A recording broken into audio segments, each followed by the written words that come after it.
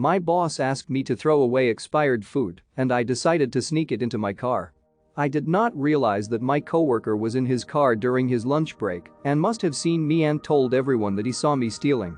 It was a whole thing where my boss came to check my car himself and was met with a couple of dry buns and some sad-looking apples and oranges.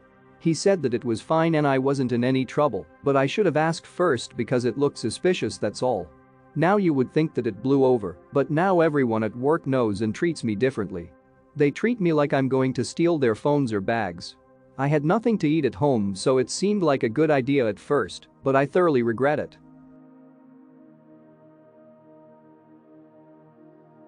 I, 16F, have a little brother, 13. He was diagnosed with anxiety, autism, and ADHD a few years ago, and he's getting worse and worse by the day. He's destroyed my family. Every night is filled with screaming and attacking me and/or my parents. My mum breaks down every night and threatens to call the police but never does, and I think my brother knows this, so he continues to hurt us.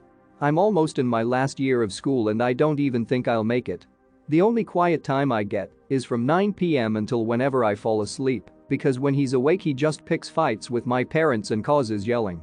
It's gotten to the point where I wish he was dead.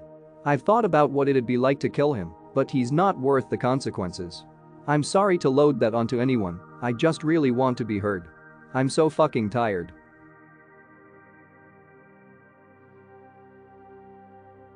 Sorry for my bad writing in this post, as this is my first time posting on Reddit at all. I am going to rewrite this entire post, but add more details as I feel like I left a few holes in my story. I, F14, am living with my mother, my brother and my mother's fiancé, M61. Ever since around 2017 to 2018, I don't really remember when it started, my mother's fiancé has molested me and gave me a lot of sexual trauma. Let me just say that since February 2021 he has not touched me, so there is no concern that this has continued. But recently he has tried to talk to me, and I really wanted to just forget what happened to me, even though every time I see him, it just brings up the same feelings that I felt when he was molesting and sexually abusing me. He began with sexual comments on how I would look, and every time I looked uncomfortable he would say that he was joking. Reminder that I was only 10 to 11, so I didn't really know that it was bad that he was doing this, so please don't blame me for not telling my mother. Next he would give me his phone to play games on it, etc, etc. I learned that that's a tactic used by pedophiles to make their victims feel like they owe them something. So whenever I would be playing on his phone, he would climb on top of me and proceeded to dry hump me and say that he was playing with me. By the way, the dry humping was him taking out his penis and just dry fucking me basically. He wasn't raping me. I will say that. But he was rubbing his penis against my ass or vagina, trying to imitate sex, if you know what I mean. He would also walk around naked near me. But as soon as he would hear my mother or my brother walking around or coming close to the room or so, he would quickly put on underwear or something. I also remember him and me wrestling when I was younger. Whenever he would pick me up he would grab in between my legs and pick me up by either grabbing onto my ass or my vagina. He has masturbated in front of me, rubbed his penis against me and much more. I was sleeping one time and I woke up from having a nightmare. My mother, not wanting to be late for work in the morning, sent him into my room to stay with me for the night. I was around 11 here. I woke up to him full on kissing me on my mouth and me squeezing and touching his penis. I took away my hand, but he tried to put it back.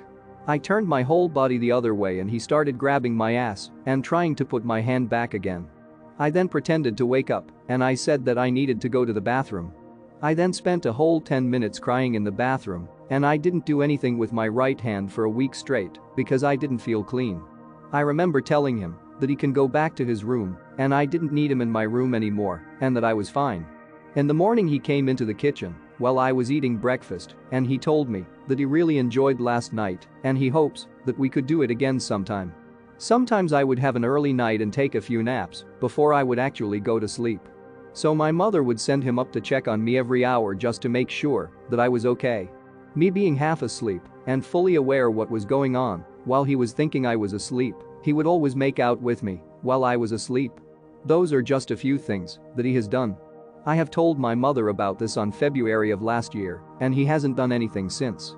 We officially reported him to the police, but on December 23rd, the police deemed it as a false accusation. My mother already was on the fence about what happened to me, and in mid-July, when I had a fight with her, I brought up her not believing me, and she said that she believes both of us. He still lives with us, and I recently asked for the key to my door. My mother was suspicious, but she still gave me it because I told her that it was just for when I sleep, or when I'm changing, or for when there's a draft in the room. But really I just don't want him to walk into my room. I am constantly feeling uncomfortable walking around in shorts just in case he ends up walking into the room that I am in. I just want to feel comfortable in my own skin again.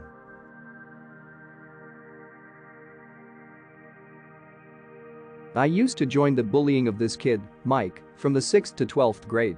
My motivation on bullying him was that it was better to bully him than me. I had my own social liabilities, but his were greater. I did messed up things like throwing gum on his hair and pantsing him in front of everyone. I fully understood that it was wrong. I went through my own hell after high school, and it took a lot of work and effort to accept the things that I couldn't control or what I didn't have in life. I'm doing much better right years after high school. I wanted to make amends with Mike. I found him on social media and DM''d him an apology. I got a long reply about how his bullying fucked him up and apology wasn't accepted and I deserved to be punched in the face. So told him to do it if it made him get closure and if he would forgive me. And he did. We met at a park on Wednesday and talked briefly. We went behind a tree and I put hands behind my back. He popped me in the nose. I literally saw stars. He did kick me when I was getting up. I asked him if he was good and he said he was and to never contact him ever again. I, 29 I'm getting ready for the gym, but reached down and rubbed my legs because I noticed that they've been slimming up from weight loss and muscle workout. I felt my actual leg muscles for the first time. I've been morbidly obese all my life, and this feeling rushed over me that involuntary made me giggle. That's really it. I wanted to tell someone and share because no one's up at midnight. Thanks for reading.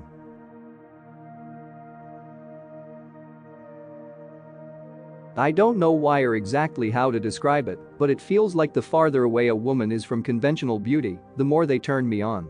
I don't know why and I feel like kind of a freak because of it.